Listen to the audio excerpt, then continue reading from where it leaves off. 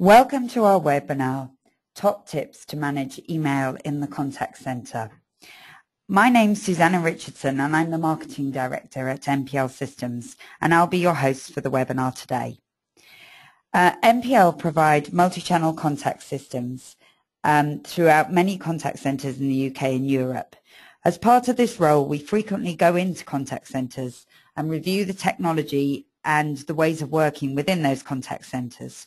What we usually find is that although the contact center has invested quite a lot in their telephony system, in their call routing, maybe in their ACD system, they may also have invested in web chat or social media, but usually email's the forgotten channel.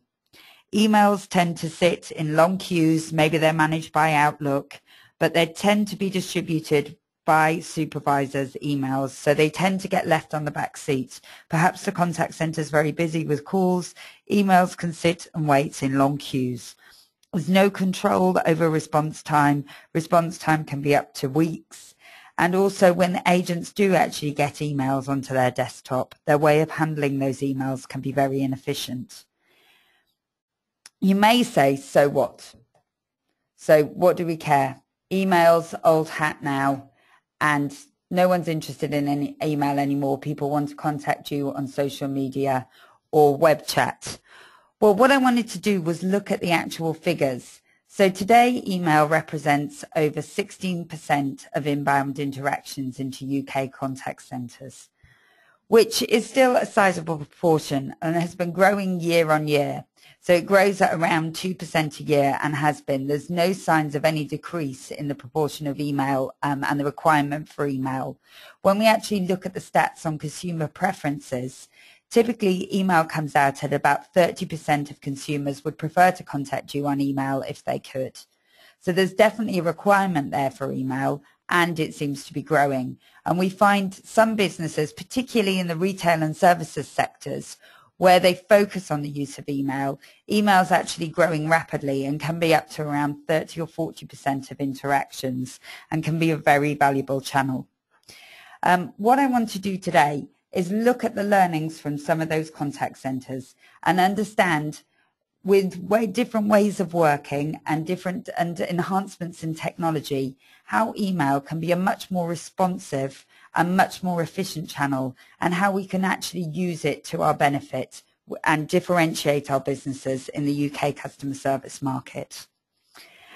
So I think the best way to start is to actually look at the issues with email today. Why isn't it a more favoured customer service channel? So from a customer perspective, I think the main issue is response time. I think it's not, if we look at the average time in the UK contact centre, it's around 48 hours to respond to an email. And obviously customers' perception of email is that they're not going to get an answer quickly. So if they want a quick answer, they just wouldn't use email, they'd pick up the phone.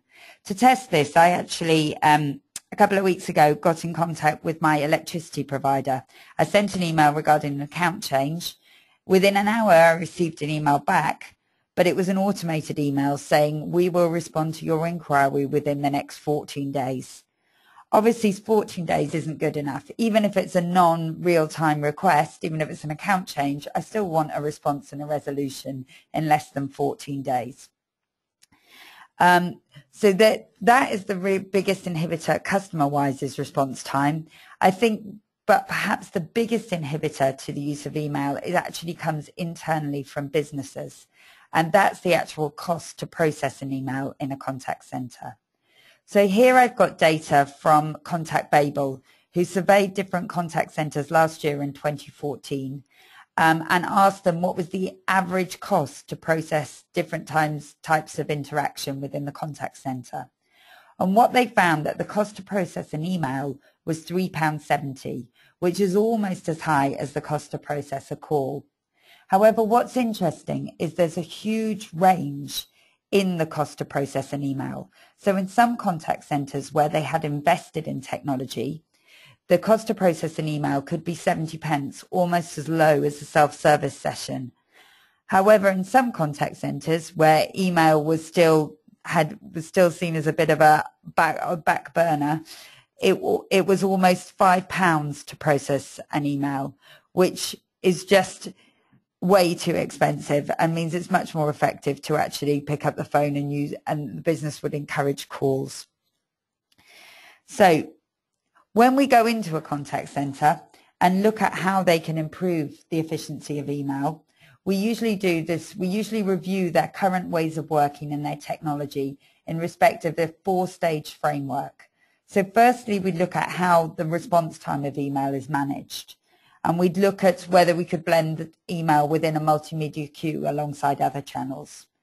Then we'd look at a multi-channel view. So how is email actually handled on the agent desktop? Then we'd look at what data is provided to an agent when they're dealing with an email. And then we'd look at actual tools to improve agent efficiency. So in this webinar, I'm going to go through these 4 stages and hopefully provide you tips on how you can improve email response and efficiency within your contact center. So firstly, looking at response time. So as I've said, when we go into contact centers, we typically find that email is managed as an entirely separate channel. So emails are managed using Outlook or some other email system, but it tends to be that emails come in, are left in queues, waiting for a supervisor to allocate them to agents. If the call center happens to be really busy, emails may sit in long queues for days, and there's no tracking or escalation if priority emails are actually held up in those queues. What happens if it's your number 1 client who's actually emailed you, are getting really frustrated because they've tried to get something processed, it hasn't happened, they've sent you a couple of emails, but those emails are sitting in queues? What we'd recommend is that you use text analytics to actually look at the emails as soon as they're received by the business. Actually, using text analytics, categorize those emails and work out if they're what priority they are, and blend those alongside other channels, setting priorities and routing preferences for different channels and different types of interactions. Base those priorities and those queuing and those routing preferences, base them on the type of interaction they are and also the type of channel they are. So it may be that if there's an email from your number 1 client and they're getting frustrated and they're about to leave you, use text analytics to find out that it is a cancellation request, and use sentiment analytics to detect that this customer is really frustrated. This email would then get routed probably to the front of the queue and prioritized and delivered directly to an agent. It would use skills-based routing to detect that it needs to go to an agent in the loyalty department, and they would receive this request and deal with it straight away. So we would recommend that for email, you blend it alongside other channels as part of a multimedia queue and use some sort of text analytics at the front end to determine what the email is concerning.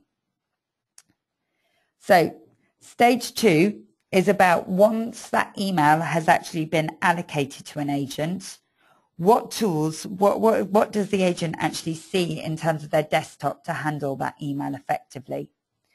So I think the best way to visualize this is to actually look at a sample application.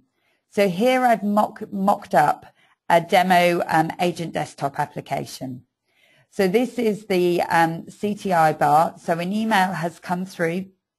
It's been received, an inbound email. It's from Neil Jones. As soon as the system received this email, it detected all the customer details for Neil Jones and popped those through to the agent when they received the email. The agent can also see the customer history, so the contact history, so what other emails, calls, social media interactions, web chats this customer has had with the business. Also details of future product, historic products and services, and maybe potential upsell and cross-sell. And this is the same whether it's an inbound email or another interaction. So now I'm going to simulate a call. So an inbound call has been received. One of the real benefits of blending multiple channels is that the system is able to detect existing live interactions, what we call grouped activations, and push those to an agent when they receive a live interaction. So let's take an example. So Neil has just called up. It's Monday morning. His call was received by the switch, but it also detected live emails in the queue. So what happened was, it was Sunday. Neil emailed in with a change of address. He emailed in on Sunday morning. No one was in the contact center, so his email was just held in the queue. On Sunday evening, still hadn't got a reply, so he emailed again. Maybe he posts something on Twitter saying he's a bit upset because he hasn't got a response yet. Monday morning, call center opens. Neil's really frustrated now. He calls up the contact center, and the system detects that there are 2 live emails and a Twitter feed from Neil in the queue. It would automatically route those along with the call to the agent as they deal with the call. The real benefit of this is, as the agent is handling the call, they know to close down the emails and the tweets, rather than these having to be dealt with agents by agents later in the day, and that duplicating effort and taking up time when this request has already been dealt with. So we find, typically with grouped activations, we can actually improve the efficiency of agents by around 20%, just by removing grouped activations from a queue within the contact center. So moving on to the next stage of our framework, we would typically then look at what else the agent gets on their desktop in terms of relevant contextualized data. So typically on an agent desktop, an agent will have 3 to 5 different types of applications that they're switching between. Sometimes it can be even up to 10. So it may be that an agent needs to have, they have their call management system. They also need to log into the email system. They may need to log into a CRM system to pull up customer details. They may need to access payment details from a finance system. They may need to go into ERP as well to detect whether something's been processed or ordered. All this can take a lot of time and complexity for the agent. Not only does it mean that an agent takes a long time to handle an interaction, but it also means that the customer is getting frustrated because they don't get a response straight away. I think this problem typically is exacerbated with emails, because to deal with an email, an agent often has to pass on the email to a different department. So it may be that they need the finance to check on the payments, so they will forward the email to another department. The email would then get held in a queue for the next department, and even when the email came back to the agent so they could provide an response to the customer, the email would be held in the email queue again, and the agent doesn't know it's come back. This is all creating frustration for a customer who doesn't get an immediate reply. So we would recommend, to resolve this kind of issue, that you bring everything together for the agent in one desktop. So this doesn't mean that you put all the data into one application. It just means that you create an agent desktop application that sits over and above existing systems and draws up data from CRM, ERP, and finance and other back office systems, and presents that to the agent so they can see everything about the customer in one single view. Now, there's a lot of talk about single customer view, and I'm not recommending that you put absolutely everything to do with one customer on one desktop, because that would just create too much data for the agent to look at and would actually defeat the purpose of it, because the agent wouldn't want to be able to see the relevant data because there was too much data on their single screen. What we recommend is, as the system can detect what the request is about, as soon as the request hits the system, it can use text analytics for an email to understand, is this a payment request? Is this a cancellation request? So then as the email hits the agent, their screen is automatically populated with only the relevant data for that type of request. And that's what we call an agent desktop mashup. And that's what we recommend in terms of handling email and providing a really efficient screen for an agent to handle that quickly. I think the best way to visualize this is in terms of an example. So here I've got a case study of one of our customers, Global Blue, who are the global leaders in tax-free shopping. They receive thousands of emails every week requesting tax-free shopping rebates, and they need to process these emails. When we went in to look at Global Blue's contact center, They had no email management system for handling customer service, and they typically took around 8 to 9 days to handle each email. They wanted to get this down to a reasonable time, hours, potentially hours or days, or a low number of days. What we did was we actually looked at all their business processes and what it took to handle these emails. And what we found that most of the emails needed to be handed off to the back office for processing. And there they got stuck between different people in different email queues. And this created a huge time lag and meant they had no tracking, no reporting on emails. What we were able to do for them was actually build in all these back office processes and the access to the back office systems in a single desktop. So now their desktop gives agents access to 95% of company processes. So we've built those company processes into workflow within a single desktop. So now when an email is received, agents can deal with it straight away and actually close down the request rather than having to hand it off to another department. The impact of this has been massive. Now instead of 9 days to process an email, they've got it down to minutes. And we've had a huge impact in their contact center in terms of efficiency. They've been able to improve the efficiency of the contact center by over 30%. So now moving on to the fourth stage. This is all about actual agent efficiency in handling each email. So the first thing we'd recommend for agent efficiency is actually using templates. So these could be templates, pre-fill response templates. So when an agent receives an email, they will actually get to choose an option between, say, 5 or 6 different templates. So the best way to show this is probably to go back to the desktop application I showed you before. So an inbound email is received. The agent will get to reply to this email and will actually get to choose a template. So here we've got a couple of standard templates. So I'm advising you of my change of address. And instead of writing all this text out, the agent uses a pre-existing template. What we can also do is, as the system detects that this is maybe a general inquiry, a payment request, a collections, or a change of account, as the system detects what the request is when it receives the email, it can automatically push the template to the agent. It could also pre-fill the name of the customer because it knows who the customer is. And this means that all the agent then has to do is just check they're happy with it and it is actually that type of request, and then press send. And that can reduce email handling time by about 90% just because all they have to do now is review the email. So this is templates. There is one stage further which can be used in certain scenarios. What we actually find when we talk to contact centers and we analyze their email, all their emails, is that typically around 60% of emails and text interactions are concerning 3 or 4 standard types of inquiries. So it might be account changes or password resets, or it may be stock requests.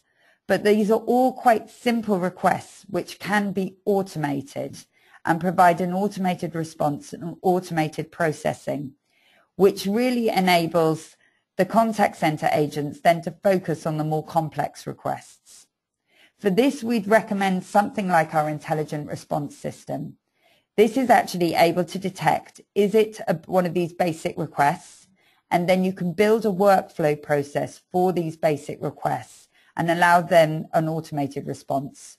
So if they're frequently asked questions, it's quite simple. You can provide a frequently asked question response based on using text analytics to detect what the request was. If it's a simple request for something like an account change, it can then send a automated email back saying, are you sure you want to make this change to the account?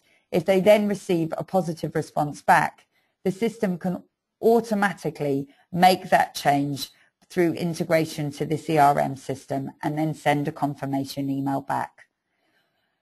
If a more complex email is detected, then this can be forwarded to the contact center for assisted response, or if the system's not sure that it definitely is one of these simple requests, it would also then forward the email for assisted response. But what we typically find is you can reduce by about 50% the amount of emails that agents are having to deal with, allowing agents to focus on the more complex inquiries and providing a really rapid response for these standard high volume requests, rather than emails sitting in queues for hours. So I hope the webinar today has given you some useful ideas for how you can improve the efficiency of email handling in your contact center and how you can respond more quickly via email to your clients. If you wish to know more, please email us at info@mplsystems.co.uk or call us on 0800 0931 474. Thank you for your time today.